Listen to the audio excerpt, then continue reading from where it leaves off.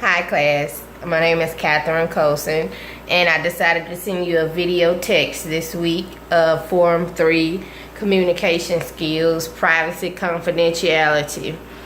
I wanted to talk a little bit about privacy and confidentiality in business settings.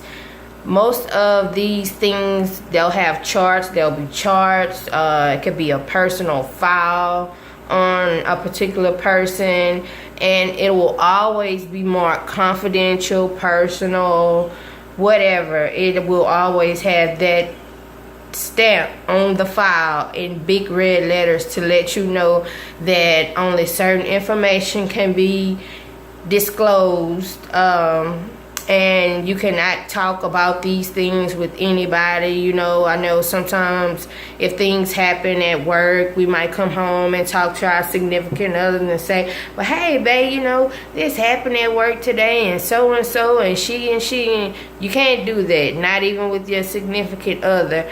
I mean, even if another business calls to your working business and asks for information on a particular person or client, it's only a certain amount of information that you're allowed to disclose if a form is not signed or designated by the person who the issue is pertaining to.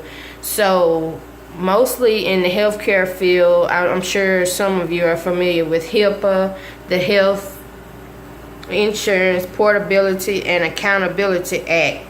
You know, these things are very serious because if you're caught talking and disclosing of someone else's information, this can hold a fine from you from up to $10,000 to $50,000 to even $100,000 plus possible jail time. So anything that's marked personal, private, confidential, you keep that to yourself. You know,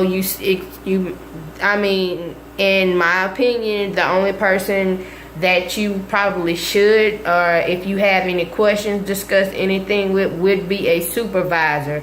And if someone was to call and want information and you're not sure about how much information that you can disclose to this third party, if any at all, always transfer the call or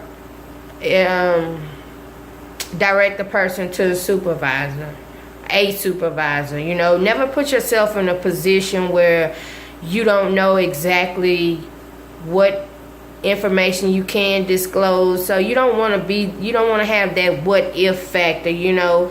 So if you're not sure about something, just pass it on to the supervisor, you know, and let them handle it, and you go on about your day so there's no discrepancies between you and your job, you know, because you want to keep your job. You know, that's what pays the bills and that's what keeps your life going. So just understand that, you know, sexual harassment is another thing that is very, very confidential and personal in the work setting.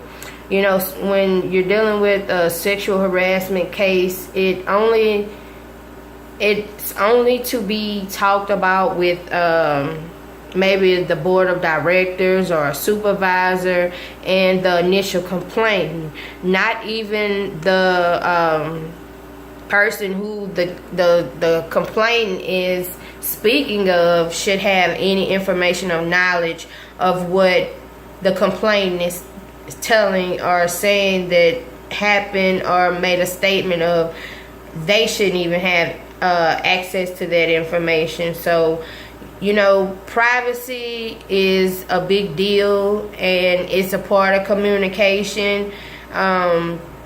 Even though some things are marked as, you know, totally and completely private, you know, that's just what it is, and that's how you have to keep it, you know. And like I say, if you're not sure, just always just pass it along to your supervisor, or just ask for your supervisor's opinion, or what should you do, or what can you do, you know, because most of the time these things cannot be disclosed to anybody, and sometimes they will have a form for the complaint or the person with maybe a health problem to sign to say, well, if your insurance company calls, are we allowed to give them certain information?